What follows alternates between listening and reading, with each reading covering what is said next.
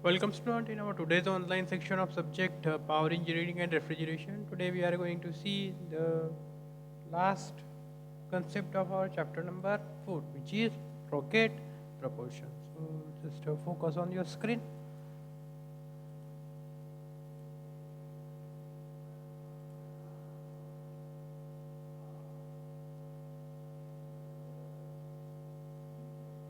Okay, just starting here.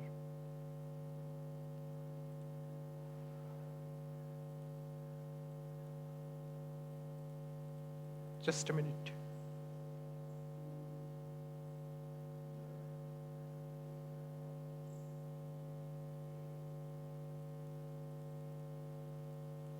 Okay, so here we are. We are just starting this topic named rocket propulsion here. So initial to this concept, we see about a turbojet, turboprop, and ramjet there. So now we are going to study the rocket propulsion.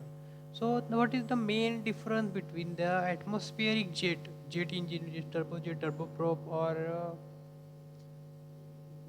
ramjet, which are also known as air breathing engine, and non-air breathing engine, which is known as rocket, is that atmospheric jet engine uses the atmospheric oxygen for combustion, where the rocket engine carries its own oxidizer for combustion and independent of the atmospheric oxygen. Students, you know that this rocket can fly outside the Earth's atmospheric zone. That's why it's bring its own oxidizer with it. But whether in case of whether it is an aeroplane, helicopter, then all these jet engines travel within the atmosphere of the Earth. That's why they can use the oxygen which is present in the atmosphere. But this rocket, which flies outside the atmosphere of air, carry must have to carry their own atmosphere, own oxygen in the oxidizer with them. That's why they are called as a nor air breathing engine or rocket engines. So the rocket engine are classified into the two types. The first one is the solid propellant rocket and another one is the liquid propellant rocket. Solid propellant rocket are the rocket engine which is having the fuel in form of the solid, whereas the liquid propellant engine are the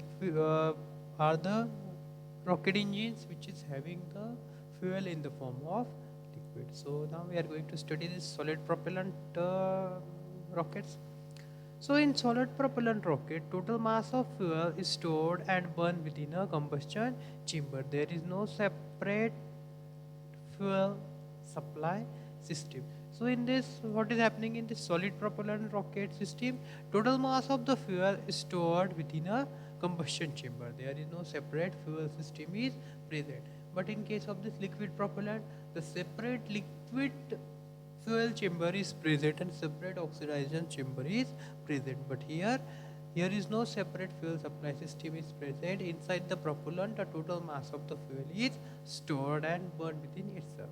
The solid propellant rocket consists of a seamless tube made up of steel, cloth solidity at one end and open at the other end, which is having the nozzle single or multi-orifice type. So here we can see it is having the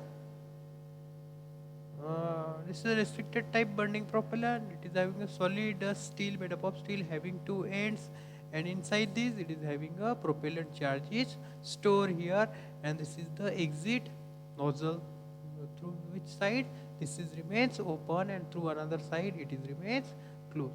And when this propellant burns or the fuel in that the propellant burns, the flue gases pass out through this nozzle here. If we deep study, then this is the convergent divergent nozzle. Okay. The solid propellant may restricted burning type or unrestricted burning type. So in restricted burning type, there is a restriction to the burning, and whether in unrestricted burning type, there is no restriction on the burning of the fuel. So it is a restricted burning type of rocket here. Okay. This type of propellant contains to burn only end surface as shown in the figure. Here you can see here when you ignite this, then this fuel in the propellant start burning and the exhaust gases can move out from this exit nozzle here. The burning takes place in manner similar to that of the cigarette. Restriction burning rockets delivers a small thrust for relatively longer period. It is application in the airborne missile. So in case of missile, we are going to use this restricted type of propellant there, which is providing a small thrust but for relatively longer time. Then it is the unrestricted type burning. Then this engine charge is free to burn on all surfaces or cylinder in all direction at the same time. The unrestricted burning propellant delivers a large thrust for relatively shorter period, i.e. launching rockets called as a booster. So for launching of the rockets, we need the unrestricted burning where the fuels burn in the unrestricted manner. Here we are, this is the propellant charge you can see on in this diagram here. This is the propellant charge which is stored on the only external layer of this steel pipe. You can see burns on the outside and inside the cylinder surface. It can be burned throughoutly. That's why it is a unrestricted burning type of propellant here. Can you see the name unrestricted burning type propellant? It produces more thrust for small time, but this restricted type propellant produces less thrust for longer time. They are extensively used for aircraft rockets, artillery rockets, and anti-aircraft rockets and boosters. Then liquid propellant rocket. So what is this liquid propellant rocket? In liquid propellant rocket, liquid propellant is used. So initially they are using the fuel in the form of liquid, which is stored in a container outside the combustion chamber. So we are going to see this animation of this liquid propellant also. So it is what is happening in here. The liquid from fuel tank is coming inside this combustion chamber. Also, the oxygen from the oxidizer tank is coming inside this combustion chamber also, here also. And in this combustion chamber, the fuel get ignited, producing the high pressure exhaust gases. These exhaust gases is then passed through this exit nozzle, producing the thrust which is required to move the rocket here. Here shows the schematic diagram of the basic of component. Here we see already this is the fuel is coming from the fuel tank, where the oxygen is coming from the oxidizer tank. Then this is inside the combustion chamber, and they are moving out from this exit nozzle there. Again, it consists of a injection system, a combustion chamber, and exhaust nozzle there. The fuel and oxidizer are forced in the combustion chamber by the injection system. Due to the combustion of high temperature and pressure, gases are produced and expanded. The high pressure and temperature gases are exhausted in the atmosphere at supersonic speed, producing the thrust which is required to drive the rocket in upward direction. The nozzle converts the pressure energy of gases into the kinetic energy. The reaction of exhaust of high velocity gases produces the thrust of the rocket engine. A liquid propellant rocket consists of the three major components. First one is the rocket motor, then propellant system, and the last one it is the controller. We are going to see this animation of this liquid propellant. I am going to show at the last of this lecture. Just as the last concept, the difference between the turbojet and the rocket engine. So what is the first difference? This turbojet engine, as we already said, that it travels within the atmosphere of the earth and use the oxygen of the atmosphere. So it is having a altitude limitations, means it is not able to move the to go to the uh, high height where the atmosphere oxygen can hit. But rocket engine, as it is moving with its own oxidizer, so there is no altitude limitation. It can go up to the as high as he at this rocket want, or as high as we want to send it.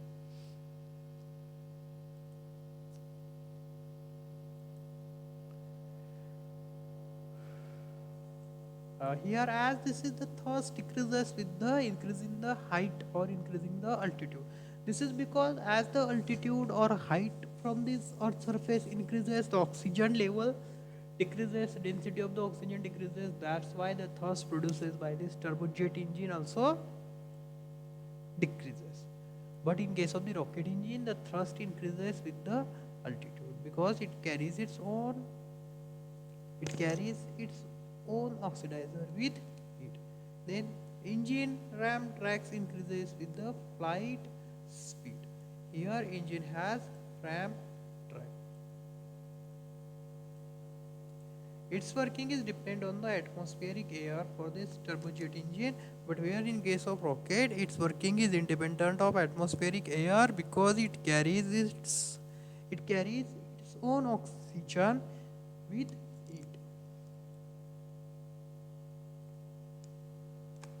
Then here we are going to see the suggestions for a suitable fuel used inside the rocket and application of rocket engine.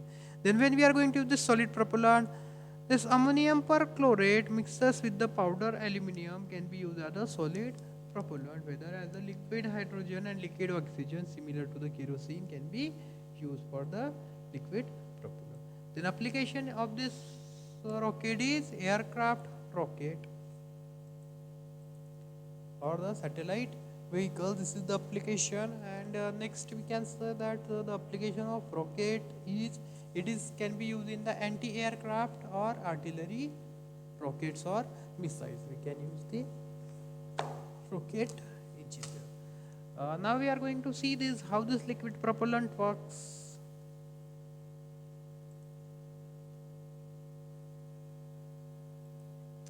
So here I am going to explain. So you can say this is the rocket, or you may call it as a missile. Now we are going to see this internal structure and where they are storing the liquid propellant, or so this is the simple form of the rocket or missile. You may see it. Just see and listen to me. So this is the internal of this rocket or missile. This is the oxidizer. Oxidizer carries oxygen with it. Here you can see this. This is the fuel tank which carries the fuel in form of the liquid. Either it is the hydrogen we can use that. So inside the oxidizer, oxygen is present, and inside this fuel tank, fuel is present. This is the pipeline, and these pipelines are connected to the combustion chamber. Then these are the two turbo pumps. These pumps are used to send the oxygen and fuel to the combustion chamber. Here you can see.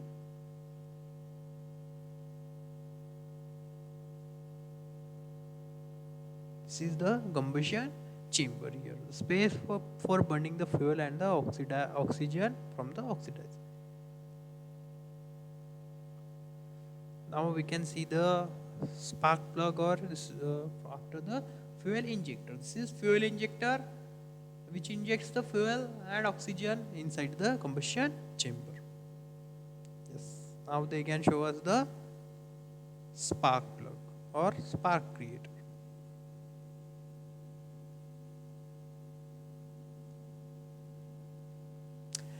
Now this is the igniter which is continuously producing the spark.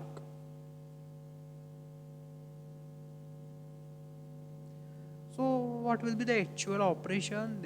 We can see only in this animation. So this is the nozzle which is the last part of this rocket. Actually it is in the form of convergent and divergent nozzle.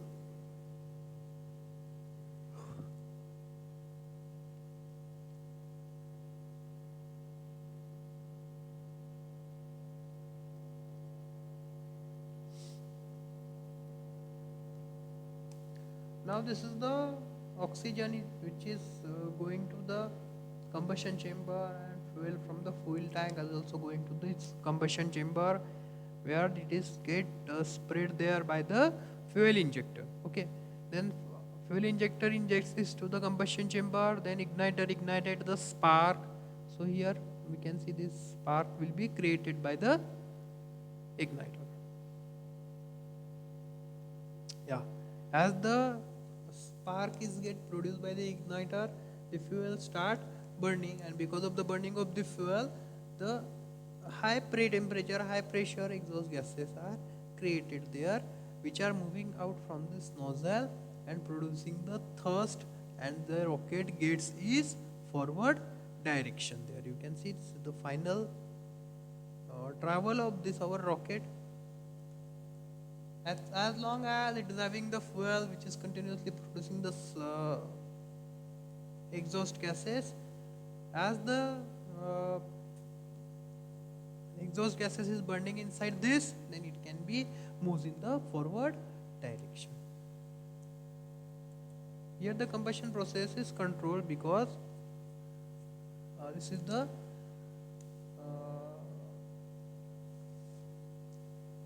liquid fuel which can be adjusted its flow using this pump there. The speed regulation is possible, then more economical for long range operations. These are the applications. Okay students, so here we are stopping. Our chapter number 4 is get ended here.